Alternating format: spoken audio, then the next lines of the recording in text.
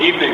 You know this spot's for city fleet only? I didn't. My wife texted she was running late, so I pulled over here where it was empty. I'll move as soon as she gets in. That's not how it works. Understood. I'm not trying to make trouble, officer. Just making sure my brake lights aren't in anybody's way. Move it when she... They circled a black man in a parking garage like he was stolen property. A white cop pointed at the ground and said, "You don't belong here." Another voice laughed. Phones came out. Red cameras blinked, and the quiet man standing between the white lines didn't raise his voice, because he knew something they didn't. And when the truth came out, careers ended, badges fell, and a whole city went silent. Before we jump in, take 1 second, subscribe to this channel so you don't miss stories like this. And drop a comment telling us where you're watching from. Now let's get into it. Hey, I'm talking to you. The voice cracked like a whip inside the concrete garage. Darius Cole didn't move at first. He stood next to a gray sedan, one hand on the roof, keys still dangling between his fingers. The car engine ticked as it cooled, small pops echoing in the open space. "I said move your car," the officer snapped again. "This spot isn't for people like you." Darius turned slowly. The words didn't surprise him. They landed heavy anyway. Officer Brian Henshaw stood 10 feet away, feet spread wide, hand resting near his belt like it belonged there. His uniform was crisp. His jaw was tight. His eyes moved over Darius from head to toe, not missing a thing: boots, coat, skin. Darius glanced down at the painted blue lines beneath his feet. The sign was half hidden behind a concrete pillar. He hadn't seen it when he pulled in. He had parked for one reason only: to wait 5 minutes for his wife to come down from a meeting across the street. "I didn't see the sign," Darius said. His voice was low. "Come. I'll move." Henshaw stepped closer. "No," he said. "Not yet." Pause. Thick. Heavy. Something about that word, "yet," made the air feel smaller. "You need to tell me why you thought you could park here," Henshaw continued. "These spots are for city officials. Important people." Darius looked up at him. "How do you know I'm not one?" That's when the officer smiled. Not a happy smile. A thin one. "Sure. I mean," Henshaw said, eyes narrowing, "just look at you." The garage went quiet. Somewhere above them a car passed. The sound echoed like thunder. Darius felt the heat crawl up his neck. He swallowed it down. "What do you mean by that?" he asked. Henshaw shrugged. "You don't look like you belong in this section." Darius Cole had heard many versions of that sentence in his life. He was 32 years old. 6 feet tall. Slim, strong, clean. His wool coat was dark brown, worn at the edges from years of use. His boots were scuffed but polished. His hair was cut short, neat. His beard trimmed with care. He looked like what he was: a man who planned things. A man who fixed things. A man who carried maps in his head. He was a civil engineer for the state of Ohio. Roads, bridges, water lines.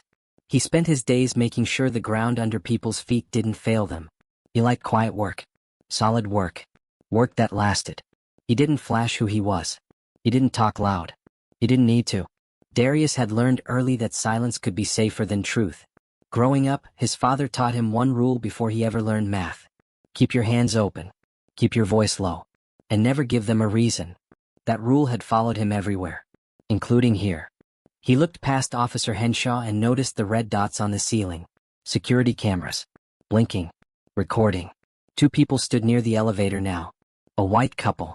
Phones raised, pretending not to stare. Another car rolled in and stopped. The driver leaned out, curious. Darius felt the familiar weight settle on his chest. Not fear. Something older. Something tired. "I said I'll move," Darius repeated. "My wife is on her way down." Henshaw shook his head. "No. You're staying right there." "For what reason?" "Your tone," Henshaw said. "And your attitude." Darius let out a slow breath through his nose. Henshaw stepped closer again. Too close. "You know," he said, lowering his voice, "people like you always think rules don't apply." Darius didn't answer. "You come into places you didn't earn," Henshaw continued. "Then you play dumb." Darius stared straight ahead. At the wall. At nothing. "Do you even work around here?" the officer asked. "Yes." Henshaw laughed once. Loud. Dry. "Doing what?" he asked. "Cleaning?" The word hit harder than the last. Behind them, someone whispered, "Damn." Darius felt his jaw tighten. He kept his hands visible, open at his sides. "I'm asking you to step back," he said quietly. "You're in my space." Henshaw's smile vanished. "There it is," he said. "Defensive. Non-compliant." He tapped his radio. I'm going to need another unit, he said. Got a situation. Darius turned his head slightly. For what? Henshaw leaned in so close Darius could smell coffee on his breath. For you, he said. The red cameras blinked. A woman near the elevator started recording openly now. Darius could feel every eye on him. This was how it always went. A small thing turned big. A question turned into a threat. Silence turned into guilt. Henshaw circled him slowly like a shark. You know, he said, if you'd just admit you were wrong, this could go easier. I already said I'd move, Darius replied. But now, Henshaw said, I want to know why you were really here. Darius looked at him. I was waiting for my wife. Henshaw snorted. Sure. Another car pulled in fast. Tires squealed slightly. Officer Megan Rourke stepped out. Younger. Blonde. Her eyes moved fast, taking in the scene. What's going on? She asked. Henshaw didn't break eye contact with Darius.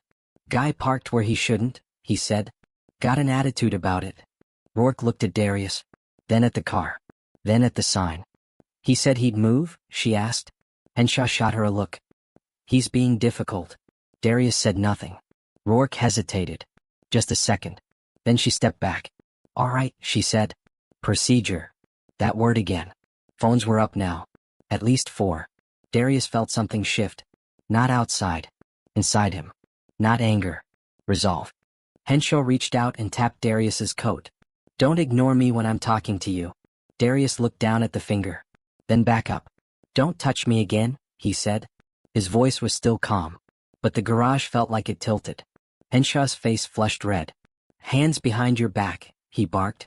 For what? Darius asked. Suspicion, Henshaw snapped. Of what? Of not belonging. The words hung in the air, ugly and clear. The woman filming gasped. Did you hear that? Rourke shifted her weight. Uncomfortable. Darius closed his eyes for half a second. He thought of his wife upstairs, checking her phone, wondering why he hadn't texted back. He thought of the bridges he inspected. The cracks he found before they broke. He thought of the promise he made long ago, to himself. Not today. He opened his eyes. I'm going to say this once, Darius said. I'm not a threat. I'm not resisting. And I am not who you think I am. Henshaw laughed. That's what they all say. He reached for his cuffs. And that was the moment everything began to change, even if no one there knew it yet. The cuffs never clicked. That was the first sign. Officer Henshaw pulled them halfway off his belt, metal flashing under the harsh garage lights. His hand was tight. Angry. Ready. But it froze in midair. Not because of Darius. Because of the sound. A low hum rolled into the garage. Smooth. Heavy. Expensive. Everyone turned. A black SUV slid down the ramp slow and steady, tires whispering against the concrete. It didn't rush. It didn't need to.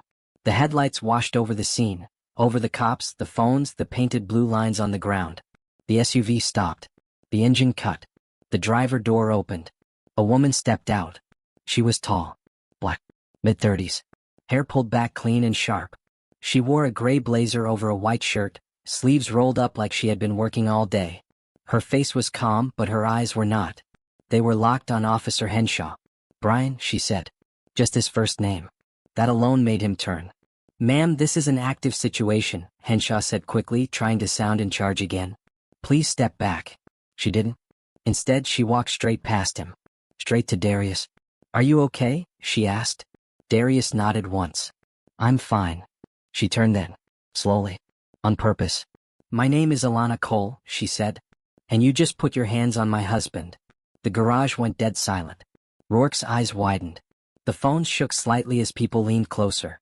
Henshaw opened his mouth, then closed it. Ma'am, he said, your husband was? Standing, Alana cut in. In a parking spot. Waiting for me. She stepped closer to him now. Close enough that he had to look at her. And you decided he didn't belong. Henshaw straightened up. This area is restricted. Yes, Alana said. I know. She reached into her bag. Henshaw's hand twitched toward his belt again. Alana pulled out a badge. Not a police badge. A state seal. Gold. Heavy. Real. She held it up. I am Deputy Director Alana Cole, she said, clear and loud.